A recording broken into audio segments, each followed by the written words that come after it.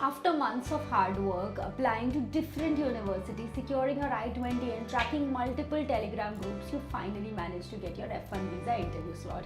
You've done all the hard work for collecting your mark sheets, writing your letter of intent and creating a thick folder of documents, but you've heard recently that a bunch of F1 visas are getting rejected. Your brain goes into overthinking mode and you start hyperventilating. First of all, let's take a deep breath. It's okay, yaar, we got you. Because in this video, I will cover the entire process of an F1 visa interview, share the documents you need, how to dress for your interview, share some common questions and their answers, and there's a surprise at the end, so keep watching. Hi everyone, I'm Priya from It's Ok Yaar and welcome back to our channel. And if you're new today, It's Ok Yaar is a content platform for South Asian immigrants and we aim to educate, entertain and empower them.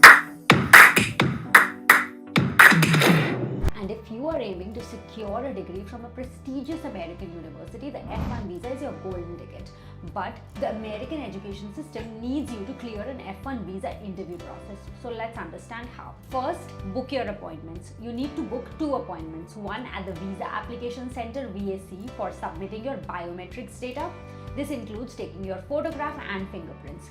Don't forget to carry a printout of your passport, appointment letter and the DS-160 confirmation page. That's it. That's all you need for your biometric appointment. You're going to get your photo clicked there, so no need to carry your photograph with you. The second interview is what you need to prepare for. But before we get into the details of the visa interview prep, first let's discuss the documents you need to carry for that visa interview. Make sure to keep all your documentation ready. So let's discuss the documents required for the F1 visa process. A valid passport with a validity date of at least 6 months beyond your intended period of stay in the US. Number 2, the DS-160 confirmation page and the I-901 service page.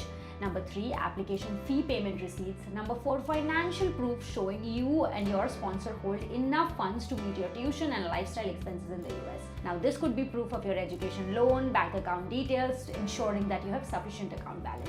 Number 5, proof of scholarship if you have secured one, and number 6, your I-20 form. Since the interviewer may request added documents, it's better to carry the following degrees: your GRE, TOEFL test scores, transcripts and letters from potential employers. Do triple check all the documents and the details before the interview. Remember that the interviewer will continue questioning you while verifying some of the documents, and don't worry too much since they're not going to look at your entire folder. How to dress for the F1 visa interview. Your attire may not be the strongest indicator of your confidence, but it's still important for your interview.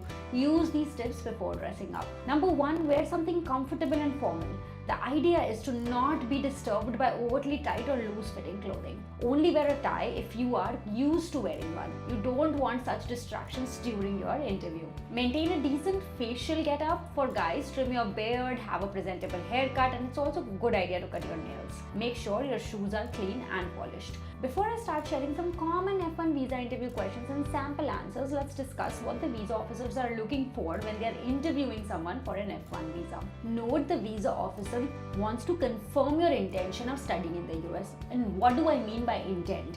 Basically, all they care about is if you intend to settle in the US in the long term. F1 visa is a non-immigrant visa and most of the visas are rejected because the visa officer thinks that you're probably not going to return after your studies in the US. Your first thought after this is, how do they figure out whether someone really intended to settle in the US or not? Well, that is why they're asking a bunch of questions. You can expect questions on your education, sponsorship, family, and the reason for choosing a particular course as well as the college. If you've liked this video so far, please hit that like button and subscribe to our channel. Let's discuss common F1 visa interview questions and their answers. The visa officer can question you on your study plans, university choice, academic capability, financial status, and post-graduation plans. We have categorized the questions for your convenience. Study plans and university choice.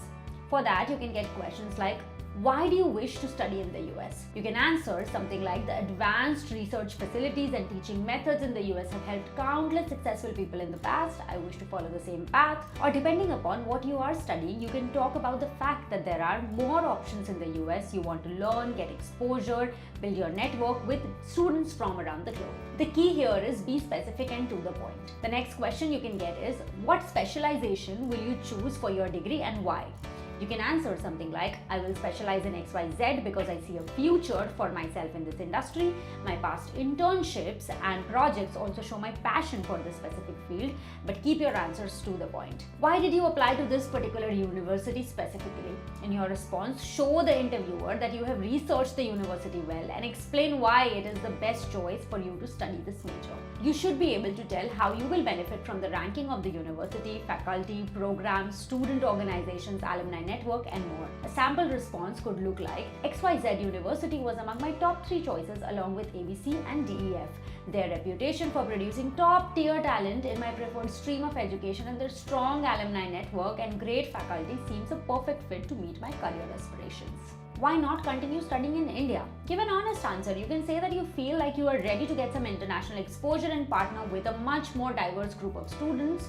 In your case, the course you have selected is not available in India, and that could also be a good reason that you can share. The next category is financial status. You'll get questions like, who's paying for your education? Respond to this based on your personal situation, but be specific and to the point. Whether you've taken a loan, whether it's a loan plus some of your family income, talk about that. What do your parents do? My father is XYZ, my mother is XYZ, they work here and they do this. That's all you answer. The next category is intent. So you can get questions like, do you have siblings in India or the US? What do they do? Answer accordingly. Will you come back to India for vacations? Yes, definitely. I'll return home during my long-term academic breaks to spend time with my family and friends. Do your relatives live in the US? No, all my relatives live in India. If that's not the case, please answer honestly, but keep the details at a minimum. Don't try to share details about some distant relative in the US. Now, this is an important one. What are your plans after graduation? Do you intend to work in the US after you graduate? As a student on an F1 student visa, you will be able to work part-time on campus for a maximum of 20 hours per week while your academic term is in session and work full-time during your academic breaks. You could tell your interviewer that you wish to focus on your studies and work on campus if you get an opportunity. You can get a follow-up like, are you going to return to India after graduation? Tell me about your plans. Make sure to tell your visa officer that you have strong ties to your home country, such as your relationships with your family, partner, close friends, business, and property that you wish to get back to. The visa officer really needs to understand that you have strong reasons and motivations to return home after completing your studies. Don't be surprised by more follow-up questions like, do you have friends in the US? What do they do? Where will you live in the US? What were your GMAT, GRE, TOEFL, IELTS scores? And yes, there are a few tips to keep in mind while answering. These tips will help you ace the F1 visa interview. Keep a calm and confident smile. Don't act like you have memorized your answers. Speak in natural English, don't try to force it. Answer directly like the examples that I shared earlier. Don't give an interviewer a choice to ask too many follow-up questions. Maintain eye contact with the interviewer. Organize your documents in the folder with an index. Subtly emphasize your strong ties to India. The officer must be confident that you won't become a liability for either country. The officer must feel confident that you won't become a liability for either country. And now the big surprise, we've actually spoken to someone who have recently cracked their F1 visa interview, so you will now see their entire experience and that will give you a good flavor and make you feel more prepared before you go to the F1 visa interview. All the best and continue following along. To everyone who's joining, Tushar came here on an F1 visa, and today he is going to talk about his F1 visa interview experience. So you're going to hear that live, and that was the surprise that I had promised at the beginning of the video. Hi everyone, this is Priya from It's Ok Yaar, and welcome back to our channel. And if you're new today, It's Ok Yaar is a content platform for South Asian immigrants, and we aim to educate, entertain, and empower them. Hi Tushar, welcome. Thank you for taking the time to talk to us and share your F1 visa interview experience. But before we get into it, can you tell us a little bit about your profile? Where are you from in India? And how did you decide to pursue your master's in the US? Hi Priya, I'm Tushar. I did my undergrad back in the year 2022 from Chitkara University, Punjab. And after that, I worked as a data engineer for about 1.5 years. And it was during that time I realized that in order to be a better data engineer, I would have to go for higher education. And it was during that time I started preparing for my applications. And I didn't give GRE that time because after the COVID, GRE was optional for the most of the universities. So I had only given TOEFL.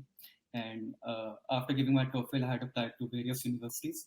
And I had got an admit from University of Southern California, which I finalized. And I'm here doing my master's in the field of applied data science. Amazing. Congratulations for getting in, and that's such a wonderful university. So, talk to us a little bit about the timeline.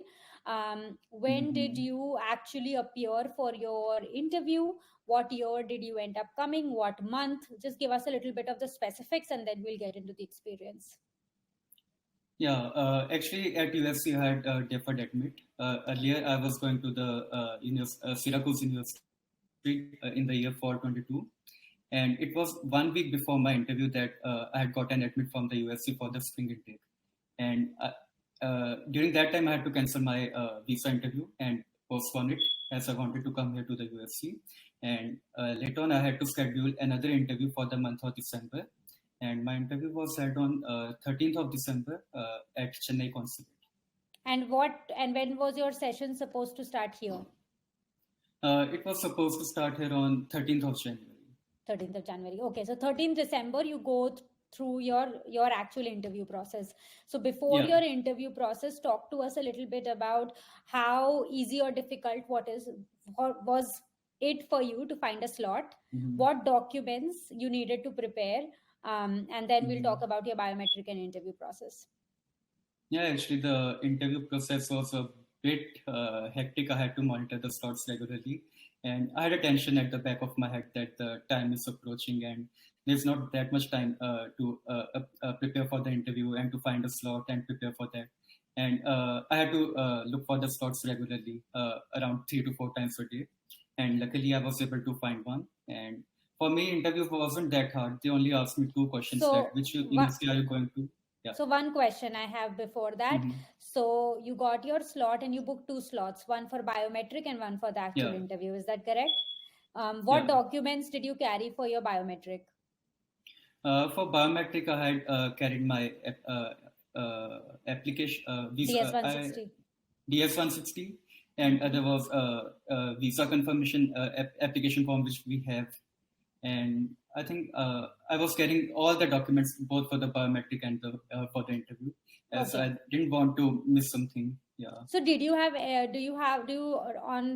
remember roughly what documents you carried? Your I-20, I assume, your university I-20, admit. DS-160, my university admit letter, and for the main interview, I was also carrying the net worth report of my parents and the financial documents, and and my experience letter. Okay, got it. And Yeah. so the day of the interview, let's talk about the day of the interview. You reach the consulate.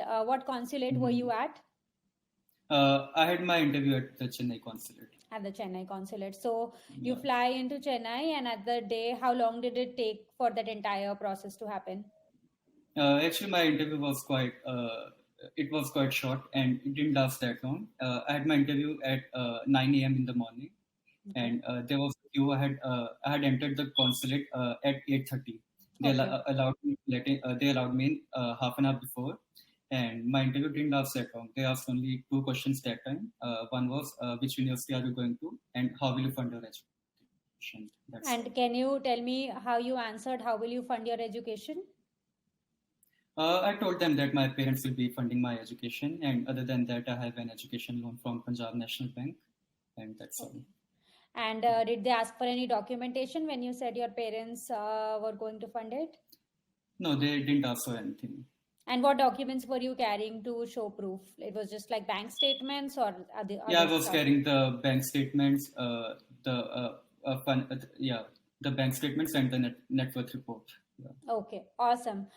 So thank you so much for sharing that. I'm glad it was short for you. If you don't mind sharing a couple of tips or how you prepared for the interview, I'm sure you must have spoken to a couple of other students or you must have prepared for how you would answer. Do you want to share a little bit about that?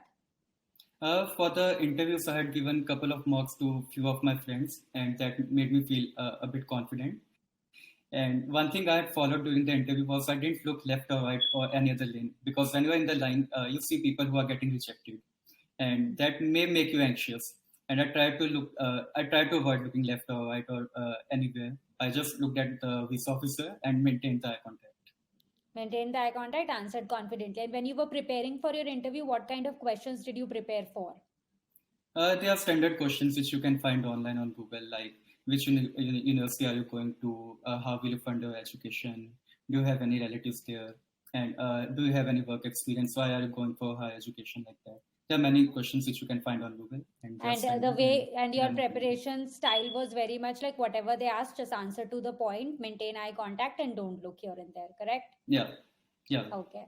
Awesome. Thank you so much for sharing your experience. I much appreciate it. And for anyone who's watching, I hope hearing Tushar's experience calm down your nerves a little bit. It's pretty simple as long as you know what you're going to talk about, or know about how you're going to fund it and where you're going, why you're going. You're going to be okay. Be confident. Don't look here and there. Yes, there are rejections happening all the time, but they have their own reasons. As long as you focus on yours, you're going to be fine. So best of luck. Thank you so much for tuning in. And thank you so much, Tushar, for sharing your experience with us. Yeah, thank you for having me here. And I wish everyone luck. If you feel confident after the F1 visa interview questions and answers, do like and subscribe. And we have a lot of content planned for international students in the US to help you feel settled in the country. So what's next? Next week, we'll share some common mistakes people make during the visa interview, why F1 visas are rejected, and what to do if your visa is rejected. If you have other topics in mind, please leave that in the comment section. Drop your suggestions and maybe we will answer your query in the next video. Please don't forget to like, share and subscribe. And if things aren't going your way, remember it's okay because they will eventually turn around. This is Priya signing off. Until next time, have a wonderful day.